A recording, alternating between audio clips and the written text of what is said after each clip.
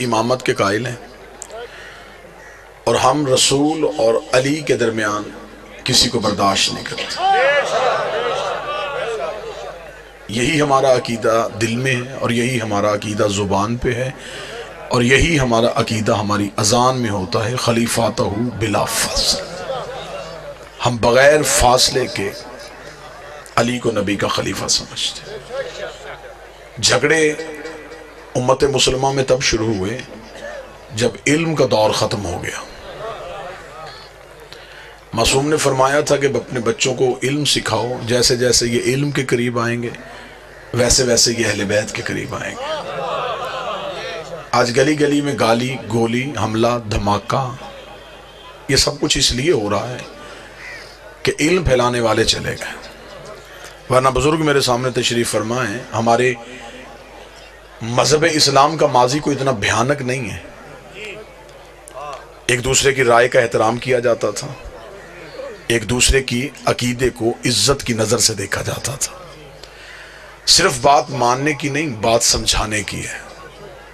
दलील दी जाए, अक्ल तस्लीम करे तो उसे मज़हब कहते हैं। जो अक्ल में ना आए फिर उसे मज़हब नहीं कहते, क्योंकि मज़हब हमेशा अक्ल का मज़हब होता है। झगड़े बड़े हैं, इख्तलाफात बड़े हैं, मिंबर से किसी चीज़ को डिस्कस बार बार नहीं किया जा सकता।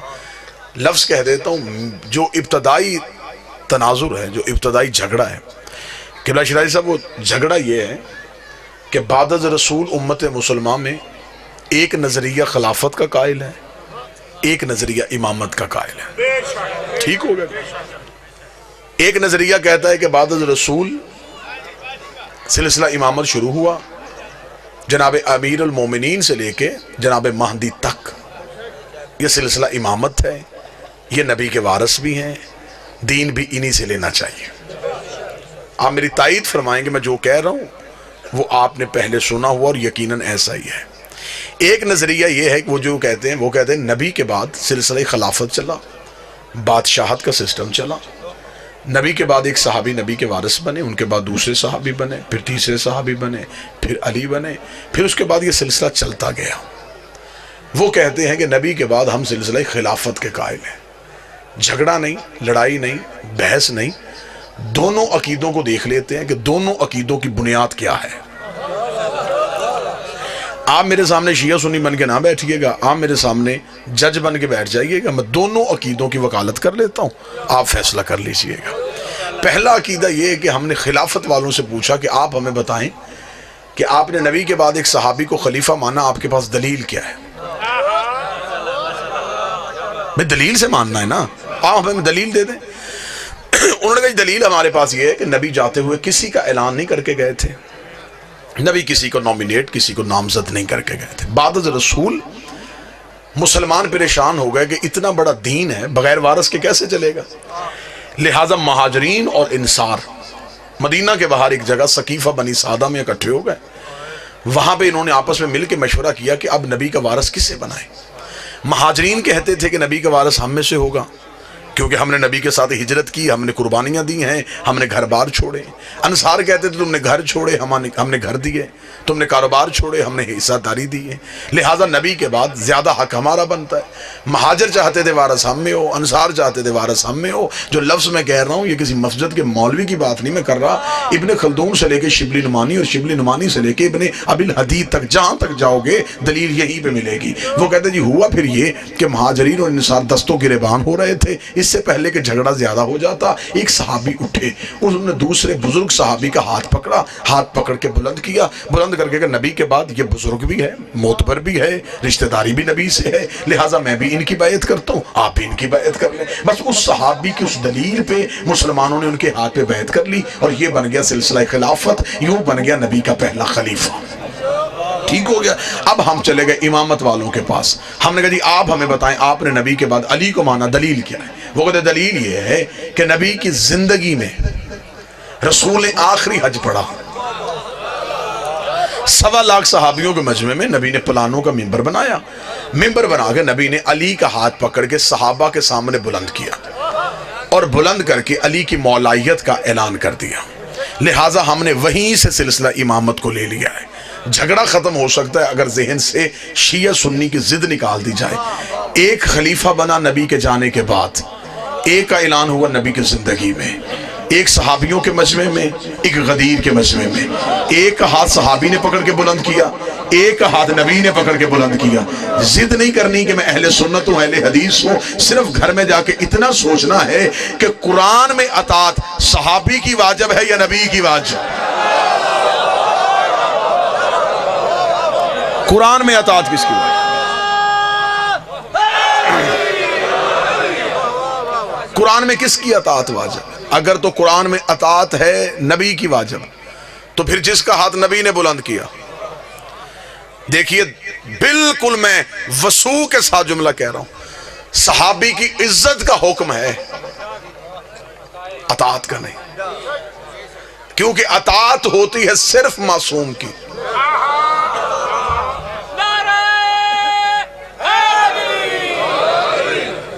सहाबी की इज्जत की जा सकती है, इज्जत करनी भी चाहिए, लेकिन अतात सिर्फ और सिर्फ मासूम की होती। अब अतात मासूम हमें गदीर से नजर आ रही है। फिर दूसरा देखिए अलमिया क्या हुआ कि खिलाफत वालों के यहां हर खलीफा के जाने के बाद असूल बदला। मैं बड़ा समझा के बात करूंगा। मसलन पहला खलीफा अजमा से बना, वोटों से बना। जब दूसरी खिलाफत आई फिर वोटे नहीं, फिर पहले ने दूसरे को नामजद कर दिया। जब तीसरी खिलाफत आई फिर दूसरा असूल भी टूट गया, फिर एक कमेटी बन गई, कमेटी ने मिलकर फैसला किया। इसका मतलब कि हर खिलाफत में असूल बदला। अगर अजमा ठीक था फिर नामजद क्यों किया गया? अगर नामजद ठीक था फिर कमेटी क्यों बनी? इमामत वालों के यहां असूल नहीं बदला। किसी इमाम के जाने के बाद उसके 18 भी बेटे थे, तलवारें नहीं निकली, क्योंकि उन्हें पता था कि इमाम हमने नहीं बनाना, इमाम अल्लाह ने बनाना। लिहाजा अल्लाह जिसकी इमामत का ऐलान करेगा हमने सिर्फ उसको मानना है।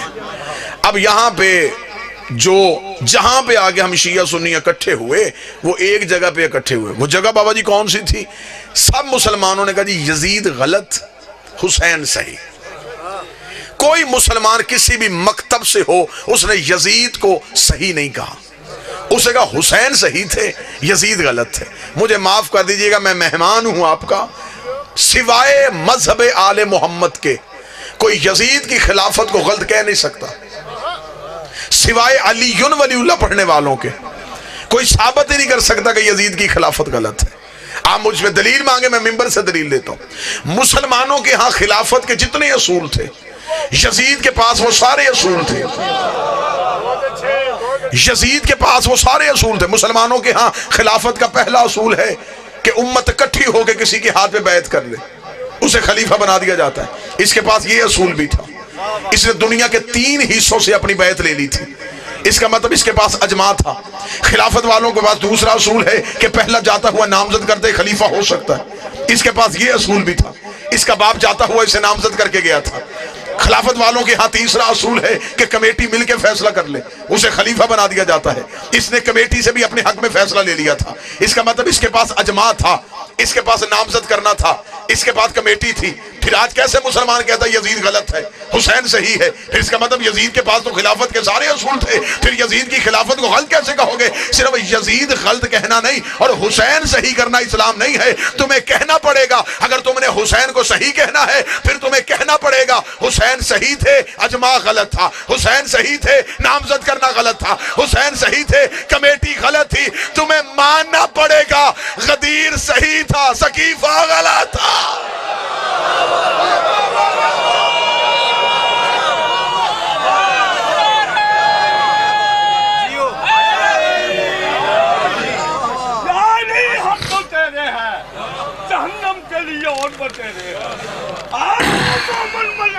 कोई बाकी सब लटेरे हैं और जिन्नारी जो नहीं पढ़िया उनका मुकद्दर में अंधेरे हैं और दुश्मन सदात करते लानत तबर्रा बेशुमार खालिक और मलंगों के नखेड़े हैं। नारे यार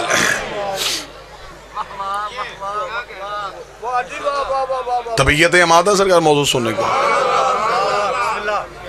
अक्सर लोग ये बातें मिंबर से नहीं करते, लेकिन अब कोई ना कोई तो करे, मोहब्बत के साथ करे, प्यार के साथ करे। हम अपने मजहब को मनवा रहे हैं, हम किसी के मजहब पे तनकीद तो नहीं कर रहे। ये चंद सवालात हैं और उस सवालात भी मौजू से रिलेटेड हैं। क्या नबी की सल्लल्लाहु अलैहि वसल्लम की कितनी बेटियां थी, इसे साबित करें। रसूल की एक ही बेटी थी जिससे नस्ल रसूल चली। हमने एक मानी है, हमने एक पे दलील देनी है। जिन्होंने चार मानी है उन्होंने चार पे दलील देनी है। असूल ये है, हमने एक मानी है, हमसे आप एक पे दलील लें। चार आपने, बाकी तीन आपने साबित करनी है कि वो बेटियां आप कैसे साबित करते हैं। हमने एक को मानना है, हम एक को साबित करेंगे। इसमें मैंने पाक सैयदा से खैरात मांगी थी, फिर मैंने एक लॉजिक पेश की, वो इंटरनेट के जरिए पूरी दुनिया में फैली और उसे सराहा भी गया और उसे लोगों ने कबूल भी किया कि उसकी गहराई में तहकीक थी। कि जिसने कहा है कि रसूल की चार बेटियां हैं, वो पहले ये बताए कि नबी की जब निकाह हुआ था, रिसालत माप की शादी हुई थी, तो उम्र मुबारक कितनी थी? 25 साल। ऐलान नबुव्वत कब किया था? 40 साल की उम्र में। 4 साल तक औलाद नहीं हुई थी। 29 साल की उम्र में नबी के यहाँ पहला बेटा हुआ था, अबुल कासम। और जिन्होंने चार बेटियां लिखी, उन्होंने लिखा ऐलान नबुव्वत से 5 साल पहले नबी ने शादियां अपनी बेटियों की कर दी थी। तो 6 साल में ये नहीं हो सकता कि 3 बेटियां पैदा भी हो जाएं, जवान भी हो जाएं और शादियां भी हो जाएं। इसे अक्ल मानने के लिए तैयार नहीं, इसे ज़हन मानने के लिए तैयार नहीं। चले मैं अगली दलील दे देता हूं। अगर नबी की बेटियां 4 हैं, मुबाहले में एक क्यों गई? बेटियां 4 हैं, खैबर के माल में से हिस्सा एक को क्यों मिला? बेटियां 4 थी, आपने दीन याद में लिखा, रसूल पे गंदगी फेंकी गई, जनाब सैयद अपने घर से आई, बाबे से गंदगी साफ की और बाबे को घर लेके गई। बेटियां 4 हैं, मस्जिद में एक क्यों आई? आपने अपनी किताबों में लिखा कि रसूल ने अपनी बेटी फातिमा को जहेज में 1 मशकीज़ा, 1 चटाई, 1 मटका, 2 प्याले दिए। बेटियां 4, जहेज 1 का क्यों? चले इससे भी बड़ी दलील दे देता हूं। सुन्नी भी सैयद हो, उसके भी कांधे पे हाथ रख के पूछो किसकी औलाद है, वो अपना शजरा जनाबे सैयदा से मिलाएगा। फिर हमें बताओ कि सारे सैयद बीबी से शजरा क्यों मिलाते हैं? बाकी बेटियों की औलाद कहां पे चली गई? बाकी 3 बेटियां थी, उनकी भी औलाद से कोई ना कोई शजरा मिलाओ ना। कोई ना कोई सैयद कह दे मैं नबी की इस बेटी की औलाद हूं, मैं नबी की दूसरी बेटी की औलाद हूं। लेकिन इसमें सच्चाई सिर्फ यही है, जब तारीख लिखवाई गई बादशाहों ने, तो मुअर्रिखीन ने जल्दी जल्दी में बेटियां लिख दी, लेकिन उन्होंने नवासे नहीं लिखे, क्योंकि उन्होंने कहा नवासे तो लिख देंगे, मोहम्मद की जुल्फें कैसे पकड़ा है?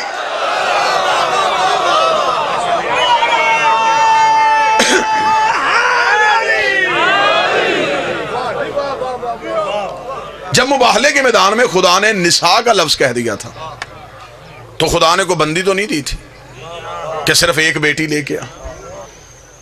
नजरान के ईसाई कह रहे थे कि हम बहस करेंगे, रसूल उनसे बराबर बहस कर रहे थे। बहस किस बात पे थी? वो कहते ईसा अल्लाह का बेटा है, इस बात पे बहस हो रही थी। ईसाई है तसलीस के कायल, 3 अकीदे हैं ईसाइयों के। आज भी उनके यहाँ सलीब का निशान, जहाँ सूली की अलामत है, वहाँ 3 अकीदों की अलामत है। वो 3 हस्तियों को मानते हैं, जिस तरह हम हैं, हम 12 आइमा के मानने वाले। इस तरह ईसाई 3 शख्सियात के कायल हैं। वो कहते हैं सबसे बड़ी हस्ती रूहुल कुद्स यानी कि जबरील।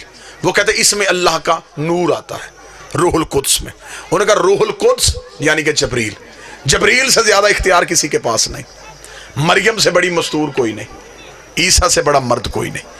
3 जिहतों के अलावा वो चौथी जिहत नहीं मानते। रसूल बहस करते रहे, ईसाई नहीं मान रहे थे। अल्लाह ने कहा मेरा हबीब तू बहस क्यों करता है? फमान हाजक मिन बाद मा जाका मिनल इल्म। अगर ये इल्म आने के बाद भी नहीं मानते तो फिर इनसे कह दे कि ये बेटे लेके आए। लफ्ज सुनिएगा। अब यहाँ पे मिंबर पे बयान किया जाता है, किबला शराई सब तवज्जो फरमाइएगा। अब यहाँ पे क्या बयान किया जाता है? रसूल जी पंजतन को लेके गए। क्यों जी? जी मुबाहले में लानत होनी थी, सच्चे चाहिए थे, इसलिए नबी इन्हें लेके गए। तौहीन न करना, नबी के घर में सच्चों की कमी नहीं थी। माज़अल्लाह के हम दुनिया को ये बता रहे हैं कि नबी के घर में सिर्फ यही सच्चे थे, तो इसलिए इन्हें साथ लेके गए। नबी के घर में सच्चों की कमी नहीं। इनके दरवाजे पे जो भी आए वो सच्चा ही होता है, झूठा इनके दरवाजे पे बैठ ही नहीं सकता। जो अंदर दहलीज में बैठी थी फिजा, वो भी सच्ची थी। जो दरवाजे पे सजदा कर रहा था सलमान, वो भी सच्चा था। इतने सच्चों के होते हुए नबी अली को क्यों लेके गए, नबी ज़हरा को क्यों लेके गए, नबी हसन को क्यों लेके गए, नबी हुसैन को क्यों लेके गए? इसलिए कि ईसाई कहते थे हम मरियम से ज्यादा अफजल किसी को नहीं समझेंगे, ईसा से बेहतर किसी को नहीं समझेंगे, जबरील से अफजल किसी को नहीं समझेंगे। खुदा ने रसूल से कहा मेरा हबीब तो दलील क्यों देता है? इन्हें कह दे अगर इनके पास यही सबसे मोतबर है फिर ऐसे कहें ये मरियम को लेके आए हम ज़हरा को लेके आ जाते हैं, ये ईसा को लेके आए हम हसनैन को लेके आते हैं, ये जबरील को लेके आए हम उस्ताद जबरील को लेके आ जाते।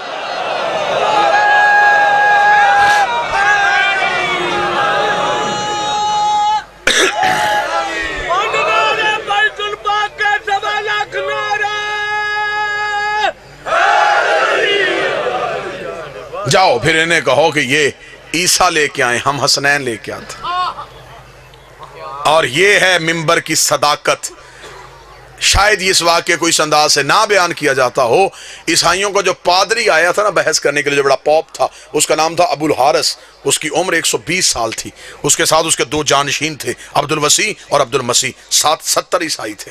उसने आते हुए जब पंचतन को देखा,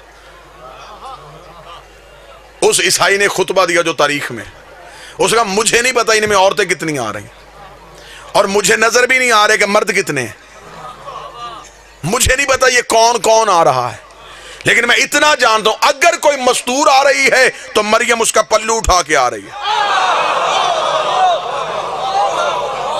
अगर कोई मर्द आ रहा है तो ईसा पीछे आ रहा है। खबरदार, उसने ईसाइयों से कहा हट जाओ, बहस ना करना। अगर इन्होंने इशारा किया तो ये जो पहाड़, ये जो हमारे पीछे, यही हमारे ऊपर आ जाएगा। अब खुदा ने क्या कहा? खुदा ने कहा सुम्मा नब्तहिल फनज्जल लानतल्लाहि अलल काज़िबीन। खुदा ने कहा मेरा हबीब इन्हें ले जा, फिर जो इनके मुकाबले पे आएगा अल्लाह उस झूठे पे लानत भेजेगा, जो इनके मुकाबले पे आएगा। खुदा ने नजरान के ईसाइयों का नाम नहीं लिया। अब मैं कोशिश तो कर रहा हूं कि मैं कुछ कहूं भी ना और कुछ कह भी जाऊं। खुदा ने नजरान के ईसाइयों का नाम नहीं लिया। आयत में है ही नहीं कि अगर ये ईसाई नहीं मानेंगे तो मैं लानत करूंगा। ईसाइयों का नाम ही नहीं आया। काज़बीन, झूठा, जो भी इनके मुकाबले पे आएगा, जो भी इनके मुकाबले पे आएगा, जो भी इनके मुकाबले पे आएगा, जो भी इनके मुकाबले पे आएगा। बंदे घर में बैठ के कहते हैं शिया तौहीन कर देते हैं, शिया ये जो लानत करते हैं, इन्हें लानत नहीं करनी चाहिए। मेरी जान की हमारा कसूर नहीं है, ये हमें खुदा ने तरीका दिया है। खुदा ने बताया है जो भी इनके मुकाबले पे वो बंदा नहीं होता, वो लानती होता है। जो भी इनके मुकाबले पे, जो भी इनके मुकाबले पे आए। अब मुझे कुरान की किसी आयत से, बिस्मिल्लाह की बात से लेके सीने व नास तक वो आयत निकाल के बताओ जिसमें खुदा ने कहा हो कि ईसाइयों ने बहस नहीं की तो फिर मैंने लानत को वापस बुलवा लिया, या मैंने लानत को रहमत की सूरत में बदल दिया। लानत वहीं की वहीं खड़ी इंतजार कर रही थी। ईसाइयों ने आते हुए पंचतर को देखा, ईसाई अपने मौक़िफ़ से हट गए, ईसाइयों ने जज़िया दे दिया, ईसाइयों ने माफी मांग ली। इसका मतलब ईसाइयों ने लानत को कबूल ना किया, ईसाई चले गए। अब हमें बताओ वो लानत कहां पे गई थी जो खुदा ने अर्श से भेजी थी? मुझे कुरान की किसी आयत से नजर नहीं आया कि वो लानत वापस चली गई हो। वो लानत वहीं की वहीं अपने इंतजार करती रही कि कोई शिकार आए तो मैं उसके गले पड़ जाऊं। फिर वो लानत कहां पे गई? थोड़े अरसे बाद इन्हीं पंचतर में एक बीबी के भरे दरबार में गई। बीबी ने जाकर मुझे मेरी जागीर दे। उसने कहा तेरे पास कोई गवाह है तो लेके आ। बीबी को वही मुबाहले वाले गवाह याद आए। बीबी ने कहा मेरा अली गवाह है, मेरा हसन गवाह है, मेरा हुसैन गवाह है। उसने कहा मैं तेरी गवाहियों को नहीं मानता। बीबी ने कहा ये मेरे गवाह नहीं थे, ये मुबाहले के गवाह थे और खुदा ने इन्हीं के लिए लानत को भेजा था। खुदा ने कहा मैंने, बीबी ने कहा फिर मैं भी भरे दरबार में तुझे बताने आई हूं, मैं भी जागीर लेने नहीं आई, मुबाहले वाली लानत वापस पहुंचाने आई।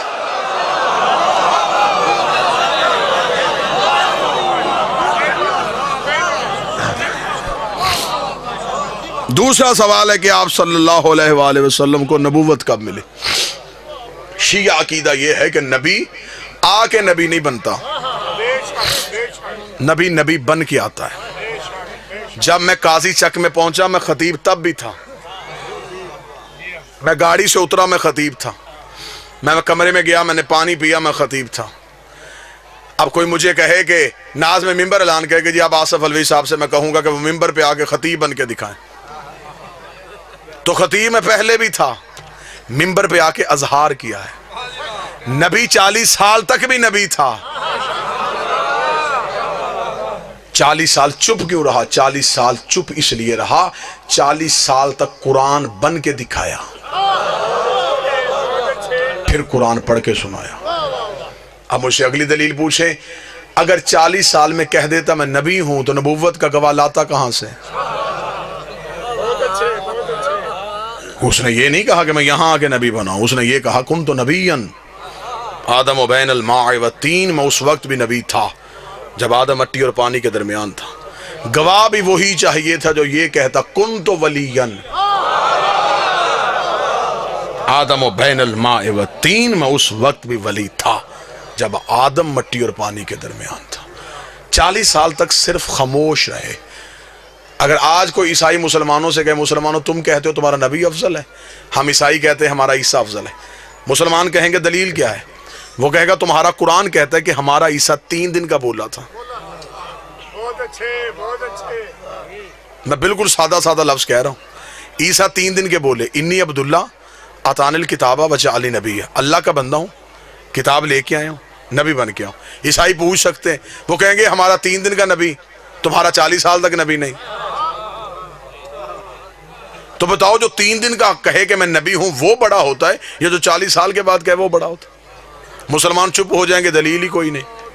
हमें फख्र है, शिया कौम का 4 साल का बच्चा भी ईसाइयों के करोड़ों के मजमे में खड़ा होगा, खड़ा होकर कहेगा ईसाइयों तुम कहते हो तुम्हारा ईसा 3 दिन का बोला था, 13 रजब को अली काबे में आए थे, 16 रजब को रसूल के हाथों पे आके अली ने बोल के कहा था तौरात सुनाऊं, अंजील सुनाऊं, ज़बूर सुनाऊं, कुरान सुनाऊं। सदियों पहले अली ने बोल के साबित कर दिया था। ईसा के बोलने पे फख्र ना करना, ऐसे काम मोहम्मद के नौकर भी कर लेते हैं।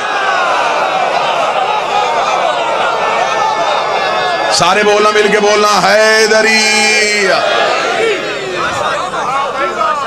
ऐसे काम नबी के नौकर। 40 साल तक सिर्फ खामोश रहे कि जमाने को कुरान बन के दिखाएं। इसका मतलब उनकी खामोशी इस बात की दलील नहीं। फिर ये कहानी अजीब है जी, 40 साल के बाद माज़ल्ला सुम्मा माज़ल्ला जबरील आए, माज़ल्ला सुम्मा माज़ल्ला, नकल कुफर कुफर ना बशर, सीने का ऑपरेशन किया, दिल निकाला, धोया, और जबरील ने कहा कि आप नबी बन गए, या अकीदा बदलो या दरूद ताज बदलो।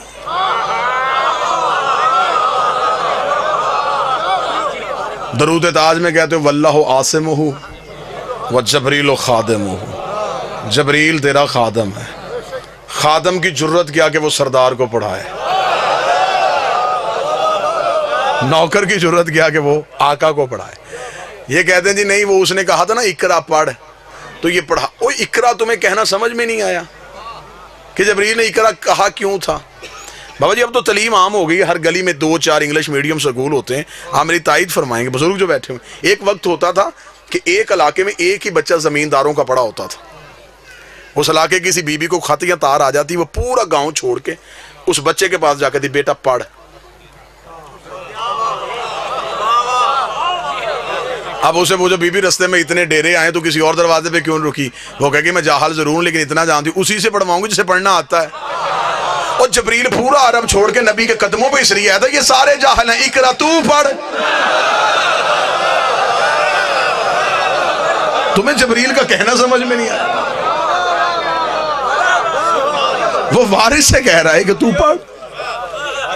माज़ल्ला सुम्मा माज़ल्ला जी, न माँ मुसलमान, न बाप मुसलमान, न चचा मुसलमान, न दादा मुसलमान। देहात के लोग मेरे सामने बैठे हैं, गांव की औरत उस बर्तन में दूध नहीं रखती जिस बर्तन की पाकीज़गी का यकीन ना हो। उसे पूछ किसी और बर्तन में दूध रख, वो कहेगी मुझे पता है, दूध रब का नूर होता है, नूर पाक बर्तनों में रखते हैं। गांव की औरत को पता है कि मैंने रब का नूर किस बर्तन में रखना है, अल्लाह को पता ही नहीं था मैंने नबी का नूर किन ज़र्फ़ों में रखना है।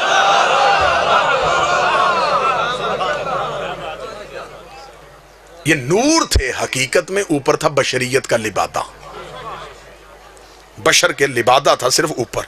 उसकी मैं मिसाल देता हूं। मेरी ये आवाज इस माइक के जरिए से आप तक पहुंच रही है। कैसे आ रही है? इस बिजली की लहर से। इसके ऊपर ये प्लास्टिक का कवर है, ये कवर ना होता मैं इसे छू ना सकता। लिहाजा जिसने बिजली बनाई उसने कहा हर बंदा पढ़ा लिखा तो नहीं होता, अगर दुनिया फायदा लेना है इससे तो इसके ऊपर एक कवर चढ़ाओ, क्योंकि जो अंदर है वो हम जैसी नहीं।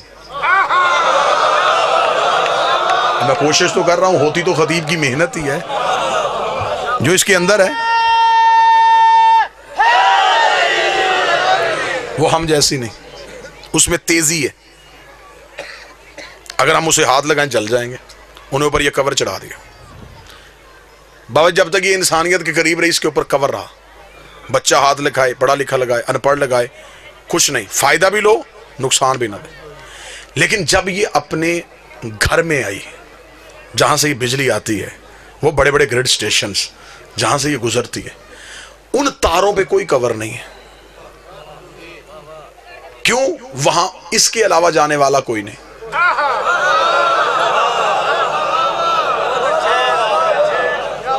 वहां उन्होंने नीचे एक सिर्फ प्लेट लगाई हुई, डेंजरस, खतरा। जो उर्दू इंग्लिश नहीं पढ़ सकता, उन्होंने एक खोपड़ी बना दी है, 2 हड्डियां बना दी कि शक्ल से अंदाजा कर लेना,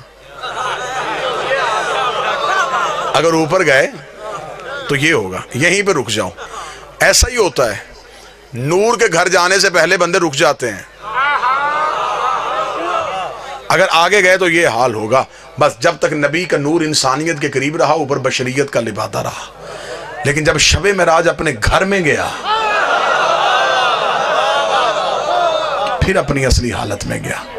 फिर जबरील ने भी पर जोड़ के कहा, एक कदम भी आगे गया तेरे ही नूर से मेरे पर जल जाए।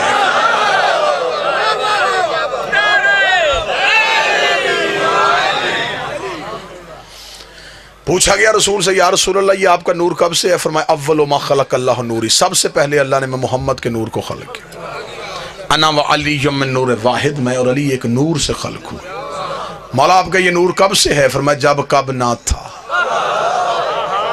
जब न जब था, न कब था, न घड़ी थे, न घड़ियाल थे, न दरिया में रवानी थी, न समुद्र में तुग़यानी थी, न बादल में शोर था, न हवा में जोर था, न कलियों में चटक थी, न फूलों में महक थी, न सब्जे में लहक थी, न आग में दमक थी, न हीरे में चमक थी, न लीमू में कटास थी, न कंद में मठास थी, न पहाड़ों की ऊंचाइयाँ थी, न गारों की गहराइयाँ थी, न हाथी में जसामत थी, न चींटी में कदामत थी, न यूसुफ की जुदाई थी, न यकूब की दुआई थी, न खर्द की खबर थी, न इसकी नजर थी। एक ला इलाहा की हस्ती थी, एक इल्लल्लाह की मस्ती थी।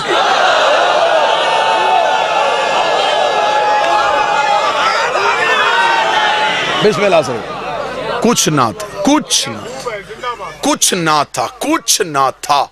एक बनाने वाला था, एक बनने वाला था, एक इज्जत देने वाला था, एक इज्जत पाने वाला था। कायनात में कुछ ना था। मैं कुछ भी नहीं कह सकता कि क्या कहूं, जो भी कहूंगा वो लफ्ज होंगे। लफ्ज ना थे और ये थे। इमाम गजाली ने लिखा कि कायनात में अंधेरा था जब नबी का नूर खल्क हो। मैं उनसे भी माफी मांगूंगा, अंधेरा मखलूक है। कुछ ना था और ये थे। रसूल फरमाते खुदा ने अपने नूर से हमारे नूर को जाहिर किया, अलहदा से नहीं, अपने ही नूर से हमारे नूर को जाहिर किया। हमारे नूर को जाहिर करके पर्दों में छुपा दिया। 12,000 साल तक हमारा नूर हजाबे कुदरत में रहा। ये जो मैं 12,000 साल कह रहा हूं, आपने इस दुनिया की कैलकुलेशन नहीं करनी कि इस दुनिया का हिस्सा ना, ये नूर के साल है। और नूर के साल को इंग्लिश में बोलते हैं लाइट ईयर। इसको आप जाके गूगल पे जाके सर्च कीजिएगा कि लाइट ईयर इसे कहते किसे। 1 सेकंड जो है इसमें ये 2,46,242 मील फी सेकंड का सफर करती है। 2,46,242 मील फी सेकंड एक लाइट ईयर है। नबी कहते 12,000 साल तक रहा हजाब कुदरत में, जहां पर सुभान रब्बी अल्लाह की तस्बीह पढ़ता रहा। 11,000 साल तक हजाब मन्नत में रहा, जहां पर सुभान मन हो वकाइम लहू की तस्बीह पढ़ता रहा।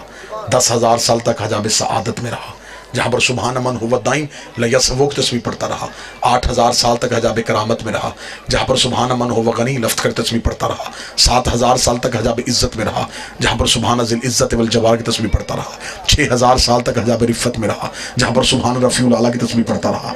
5,000 साल तक हजाब मन्नत में रहा, जहां पर सुभान जिल मन्ने वल मनान की तस्बीह पढ़ता रहा। 4,000 साल तक हजाब नबुव्वत में रहा, जहां पर सुभान जिल अर्श वल अज़ीम की तस्बीह पढ़ता रहा। 3,000 साल तक हजाब हैबत में रहा, जहां पर सुभान जिल हैबत गैबत इंदल मौत तस्बीह पढ़ता रहा। 2000 साल तक हजाब गैबत में रहा, जहाँ पर सुबहान ज़िल गैबत इंदल मौत तस्बीह पढ़ता रहा। 1000 साल तक हजाब हुस्न में रहा, जहाँ पर सुबहान ज़िल हुस्न वल जमील की तस्बीह पढ़ता गया। रसूल कहते हैं 12 पर्दों से हमारे नूर का बाहर आना था। फ़क़तरा मिनहु मिअतल फ़क़तरा अर्बा अशरून, हमारे नूर से एक कम 1,24,000 पसीने के कतरे गिरे। खुदा ने हर कतरे के सदके एक नबी बना दिया। मेरे पसीने के कतरे गिरते गए। कोई आदम सफ़ीउल्लाह बन गया, कोई नूह नजीउल्लाह बन गया, कोई इब्राहिम खलीलुल्लाह बन गया, कोई मूसा कलीमुल्लाह बन गया। बराबरी नबी की करने वालों, हमारा पसीना गिरे जरासीम बनते हैं, इनका पसीना गिरे यूसुफ जैसे हसीन बनते हैं।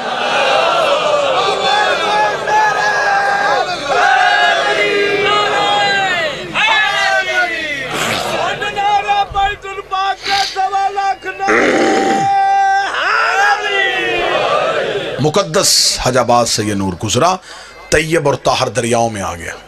दरिया ज़ुहद में, दरिया ज़ुहद से दरिया करम में, दरिया करम से दरिया तकवा में, दरिया तकवा से दरिया जूद में, दरिया जूद से दरिया सखा में, दरिया सखा से दरिया अता में, दरिया अता से दरिया रहमत में, दरिया रहमत से दरिया शफात में। मुकद्दस दरियाओं को अबूर करता करता ये नूर सुल्ब आदम में आया।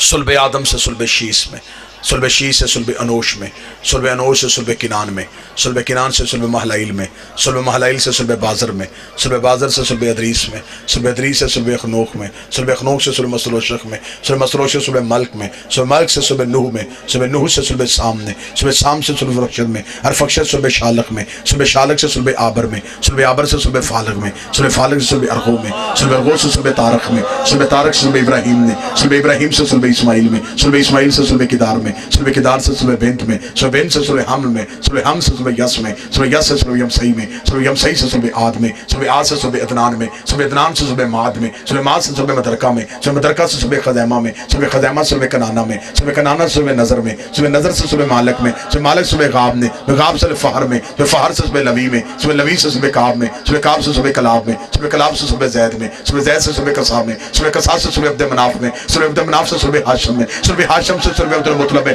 जब सुल्ब अब्दुल मुतलब में पहुंचा, 2 हिस्सों में तकसीम हो गया। एक अबू तालिब में चला गया, एक सुल्ब अब्दुल्ला में चला गया। जो सुल्ब अब्दुल्ला में आया मोहम्मद रसूल अल्लाह बन गया, जो सुल्ब अबू तालिब में आया अली वलीउल्लाह।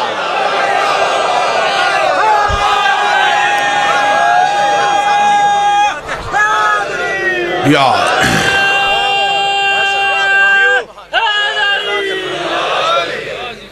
तीसरा सवाल, क्या नबी का जनाजा हुआ? बेशक रसूल का जनाजा हुआ। अमीर अल मोमिनीन अली इब्न अबी तालिब ने पढ़ाया, क्योंकि मासूम का जनाजा हमेशा मासूम पढ़ाते। हुज्जत का जनाजा हमेशा हुज्जत ही पढ़ाते। सिर्फ जनाजा नहीं, 3 दिन तक रसूल की मैयत रसूल के हुजरे में पड़ी रही। अब यहां पे आके सिर्फ उस गैप को छुपाने के लिए कि 3 दिन मुसलमान कहां पे रहे, यहां पे आगे बच्चों के सवाल रख दिया, बेटा नबियों के जनाजे नहीं होते, नबियों के जनाजे नहीं होते, नबी दफन तो होते ना भाई, दफन तो होते हैं, तो जनाजे में नहीं थे, तदफीन में कौन कौन था? दुख लेके अगर मेरा कोई अहले सुन्नत भाई है, मैंने पूरी मजलिस किसी के जज्बात को ठेस नहीं पहुंचाई, मैं मिन्नत करके कहूंगा, अगर ये लोग नबी के जनाजे में नबी की तकफीन में मौजूद थे, फिर मैं सही बुखारी मुस्लिम मिशकात तिरमिज़ी से वो हदीस दिखाने के लिए तैयार हूं। जब एक बहुत बड़े सहाबी ने आकर अपनी बेटी से पूछा था, मुझे बता नबी को कितनी चादरों का कफन मिला है? अगर वो लोग तकफीन में मौजूद थे, बेटी से सवाल क्यों किया गया?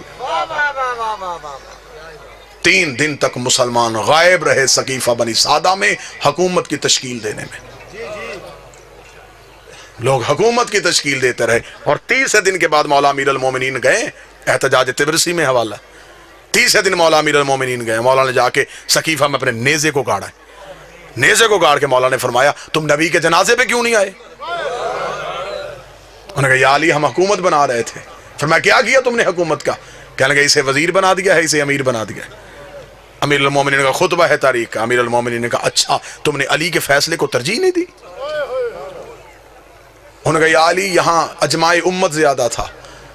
अली ने कहा, जितना भी ज्यादा था, क्या तुम में कोई काबे में आया था? नहीं या अली। किसी ने रसूल की जुबान चूसी हो? नहीं या अली। कोई नबी के हाथों पे पला हो? नहीं या अली। किसी ने दावत जुल शीरा में खड़े होके नबी की तायीद की हो? नहीं या अली। किसी ने बुत तोड़े हो? नहीं या अली। किसी ने हिजरत की हो, नहीं या अली। कोई मदीने में रसूल के साथ चलता रहा हो, नहीं या अली। कोई फातिह खैबर हो, नहीं या अली। कोई कुल्ले ईमान हो, नहीं या अली। कोई यसूबुद्दीन हो, नहीं या अली। कोई कायद गरल मजल्लीन हो, नहीं या अली। कोई फातिह दरैन हो, नहीं या अली। कोई नुक्ता बाय बिस्मिल्लाह हो, नहीं या अली। किसी ने अंगूठी दे के विलायत खरीदी हो, नहीं या अली। किसी के दरवाजे में तारा कमी बन के आया हो, नहीं या अली। किसी की बतूल जैसी बीवी हो, नहीं या अली। किसी का हसन जैसा बेटा हो, नहीं या अली। किसी का हुसैन जैसा बेटा हो, नहीं या अली। किसी ने नबी के हाथों अपना ऐलान विलायत करवाया, नहीं या अली। इतना कहना था, या अली घोड़े की जीन में बैठे, अली ने नेज़ा सकीफे से उखाड़ के कहा, तुम जितने भी ज्यादा थे, मैं तुम्हें कह दूं, मैं भी निकाह से, मेरा बाप भी निकाह से, मेरा दादा भी निकाह से, हम निकाह वालों के बेटे हैं, गुनाह वालों के बेटे रहे।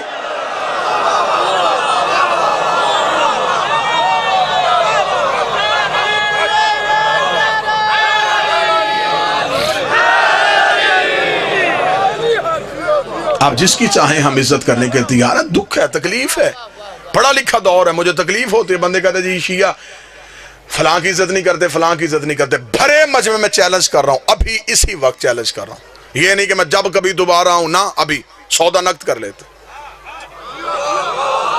जिसकी इज्जत करवाना चाहते हो तुम मजमे से नाम लो, मैं मिंबर से किरदार पढ़ता हूं।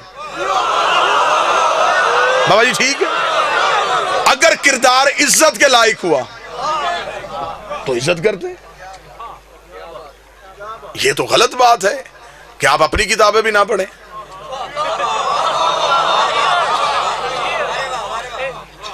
हमारे ऊपर दोहरी जिम्मेदारी है, हम अपनी भी पढ़ें, फिर आपकी पढ़ें, फिर उनमें से चीजें निकाल के आपको दिखाएं। ओ मेरी जान, अपनी किताबें तो पढ़ो। म्यार क्या है? देखिए कतन यार, हम शिया इतनी मोहब्बत करने वाले लोग हैं, जो घोड़ा नबी के बेटे से वफा कर गया, हम आज तक उसकी छवि बना के चूम रहे। क्या ये मोहब्बत की अलामत नहीं? तो ये हो सकता है कि कोई बंदा नबी की औलाद के काम आया हो, हम उसे नफरत करके हमने जहन्नम में जाना है? जी आप सहाबा की इज्जत नहीं करते, मेरे अहले सुन्नत दोस्त भाई बैठे हुए हैं, कौन कहता हम सहाबा की इज्जत नहीं करते? हम हज़रत बिलाल की इज्जत नहीं करते, हम हज़रत सलमान की इज्जत नहीं करते, हम अमार की बात नहीं करते, हम हुज़ैफा का जिक्र नहीं करते। क्या ये सहाबी नहीं? फिर हम एतराज करते कि आप इन सहाबियों की बात क्यों नहीं करते? अब मजबूरी पता है, क्योंकि इनकी हर बात में अली की बात है। म्यार क्या है? सहाबियत का म्यार क्या है? नबी के पास बैठना सहाबियत है। फिर अगर नबी के पास बैठना सहाबियत है तो फिर तो अबू लहब भी बैठता था। मैं बातें तलख तो नहीं कर रहा। आप हमें बताएं कि सहाबियत का म्यार क्या है? मुझे बताएं, मेरी समझ में नहीं आता कि मदीने से निकलने वाला भी सहाबी, निकालने वाला भी सहाबी, कत्ल करने वाला भी सहाबी, कत्ल होने वाला भी सहाबी। म्यारे सहाबियत क्या है? तय कर लेते हैं, कानून बना लेते हैं। शिया सुन्नी झगड़े देहातों से खत्म होते होते शहरों तक चले जाएंगे। यहां से यहां तुम बिल पास करो, पार्लियामेंट हाउस तक बिल पास करवा लो। हम शिया सबसे पहले दस्तखत करने के लिए तैयार हैं। हमसे कुरान के हाशिए पे दस्तखत करवा दो, हम लिखने के लिए तैयार हैं। जो भी मुसलमान कलमा नबी का पढ़ेगा, किसी सहाबी को बुरा कहेगा, वो काफर, वो जहन्नमी, वो मुर्ताद, उसे फांसी, उसे सजाए मौत। जो सहाबी को बुरा कहे उसे मलाउन समझा जाएगा, जो सहाबी को बुरा समझे उसे जहन्नमी कहा जाएगा। अगला कानून भी तुम्हें मानना पड़ेगा, जो बुरे को सहाबी कहे उसे भी मलाउन कहना पड़ेगा। शिया मरता मर जाता है, यजीद को रजी अल्लाह नहीं कहता। एक लम्हे के लिए घरों में बैठ के सोचो कि इस्लाम तुम्हें क्या दे के गया है। कोई मुसलमान यहां हाथ रख के नमाज पढ़ा, कोई यहां हाथ रख के पढ़ा, कोई यहां हाथ रख के पढ़ा, कोई खोल के पढ़ा। जो यहां हाथ रख के पढ़ा उसे पूछो ये क्या जी? रसूल यहां हाथ रखते थे, ये रसूल यहां रखते थे, ये रसूल यहां रखते थे, ये रसूल ऐसे पढ़ते। ये काम दिन में नबी 5 दफा करते थे।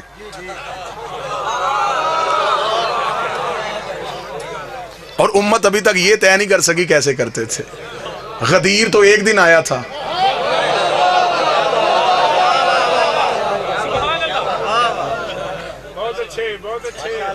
आओ जिद्दे छोड़ो, बहसे छोड़ो, आले मोहम्मद के दरवाजे पे आओ। इनसे बड़ा कायनात का बादशाह कोई नहीं है। नबी के बाद वसीला ये है, नबी के बाद हदायत का सारा सिलसिला इनके पास है। कहते जी नहीं, रसूल के जनाजा, नबियों का जनाजा नहीं होता। चल, नबियों का जनाजा नहीं होता। चंद दिन गुजरने के बाद इस नबी के घर से दूसरा जनाजा उठा, वो नबी की बेटी का जनाजा था। 75 या 90 दिन की रवायत मिलती है, या 75 दिन जिंदा रही या 90 दिन जिंदा रही बेटी रसूल की। उम्र मुबारक कितनी थी? जितनी करबला में हुसैन के अकबर की उम्र थी। ये उम्र थी मेरी शहजादी की, जब दुनिया के दुखों से किनारा करके गई है मोहम्मद की बेटी। चल, मुसलमान नबी के जनाजे पे नहीं आ सके, रख मौलवी के सर पे कुरान, मजलिस से जाए कलमा नबी का पढ़ता है, तुझे रसूल की इज्जत की मैं कसम दे रहा हूं, कलमा नबी का पढ़ता है, जाकर रिसर्च करनी शुरू कर दे। मौलवी के दरवाजे खटखटा, नहीं आए थे मुसलमान नबी के जनाजे पे, बता जहरा के जनाजे पे कितने मुसलमान।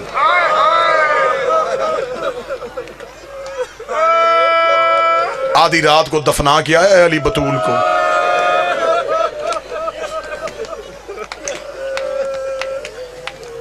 अब हम क्या करें, हम दर्द पढ़ेंगे, मर जाएंगे शिया।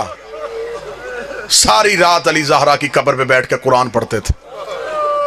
तलवार निकाली होती थी, एक हाथ में कुरान होता, एक हाथ में तलवार होती। एक दिन हुसैन ने जाके कहा, बाबा मेरी मां को तलावतों की मोहताज है। फरमाया कुरान पढ़ने नहीं आता, ऊंची आवाज में इसलिए पढ़ता हूं इन्हें पता चले अली कब्र पे पहरा दे रहा। क्या ये गरीबी नहीं थी मेरे बादशाह अली की? बचपन का हुसैन बाबे के कदमों में गिर गया, रो के कहता, बाबा अब तो मेरी मां नहीं रोती, अब तो मेरी मां जगीर नहीं मांगती, अब मेरी मां को क्या डर है। फरमाया जो आग लेके दरवाजे पे आ गए, कहीं बेलचे लेके ज़हरा की कब्र पे ना आ जाए।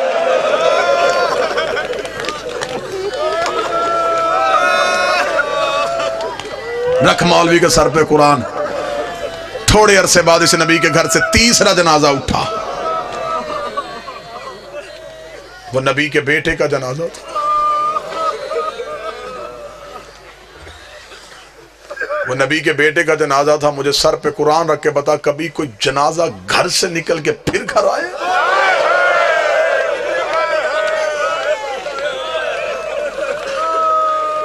ये पहला जनाजा है कायनात का जो घर से निकला है वापस घर आए। 70 तीर निकाले हैं बहन ने भाई के जनाजे से। मैंने पढ़ दिया, आपने सुन लिया। 70 तीर निकाले हैं ज़ैनब ने हसन के जनाजे से। बिस्मिल्लाह। वाजिबुल एहतराम काबिल सद एहतराम खतीब आलम इस्लाम सरकार अलामा किबला अली नासिर अल हुसैनी साहब तशरीफ ले आए। बस यहीं पे 2 जुमले पढ़ूंगा, बस यहीं पे जो बंदा है मैं मुसाहिब छोड़ूं तो फिर जो आगे आना चाहे वो आगे। 70 तीर निकाले हैं ज़ैनब ने हसन के जनाजे से।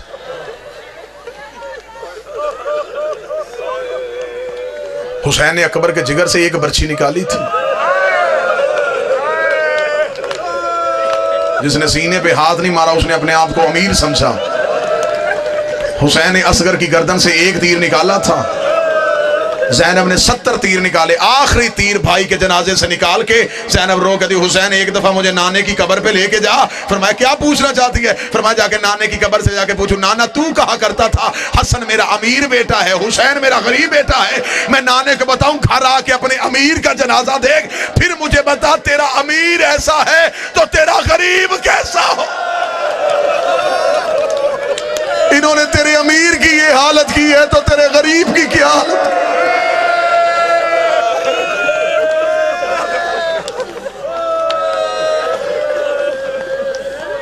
4 जनाजे मैंने पढ़ दिए। सर पे कुरान रख के बता, 5वां तो उम्मत ने उठाने ही नहीं दिया। 3 दिन न कफन,